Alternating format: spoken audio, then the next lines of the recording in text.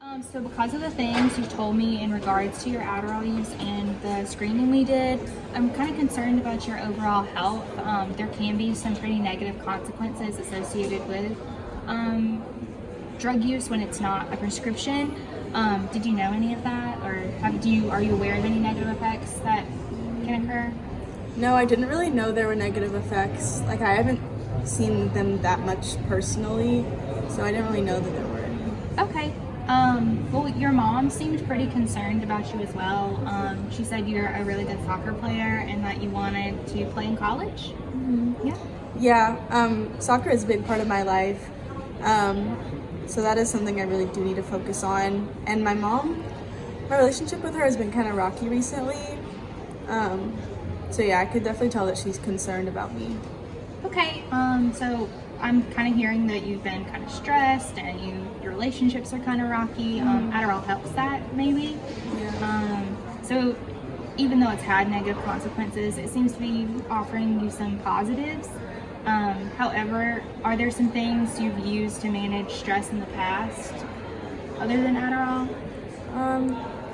This is the most busy I've ever been. Like, I've never had this much on my plate. Yeah. So I don't think I ever really learned many like coping strategies for stress, and so I don't really know of any other than Adderall. Yeah.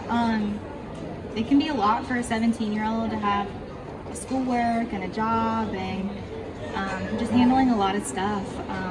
So after what we've discussed, on a scale of 1 to 10, how, with 10 being fully ready to receive help, how ready do you think you are to learn some better coping skills instead of Adderall and stop your use?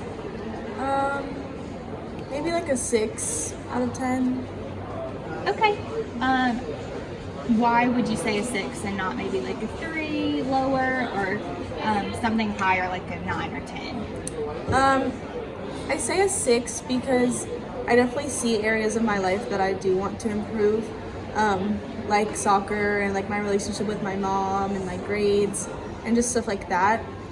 But I wouldn't go any higher just because I know it's gonna be hard. I don't know if I can stop and handle all the stress without it. So I just have like hesitation there. So. Yeah. Well, we do have options to help you and support you. There are people, including myself, who want to walk alongside you and help you through this. You wouldn't be doing any of this alone. So with that said, as we just kind of discuss some stuff, would you mind if your mom came in? Yeah, that's fine. Okay, all right. So now that I have you both here, I just like to discuss some things with both of you. We do have some treatment options for Penny, if any of those would be interesting. One of them would be individual counseling. You'd just be kind of going over like exploring coping skills, stress management techniques, and just having a place to like share your feelings and what's going on in your life. Another option that is available would be a teen support group. You would be with other kids.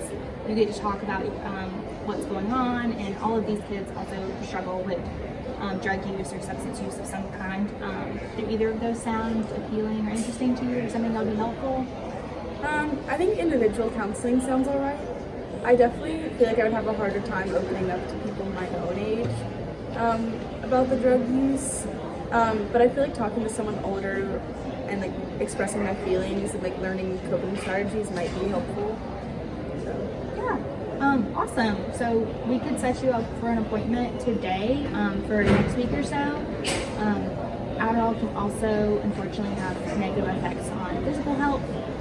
So I would encourage you to make an appointment with a primary care physician, your doctor, just for checkups.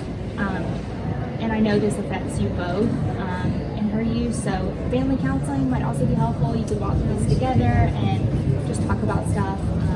So either one of those are options if you're interested. Yeah, I think since soccer is such a big part of my life and I do want to play in college, I think my physical health is super important.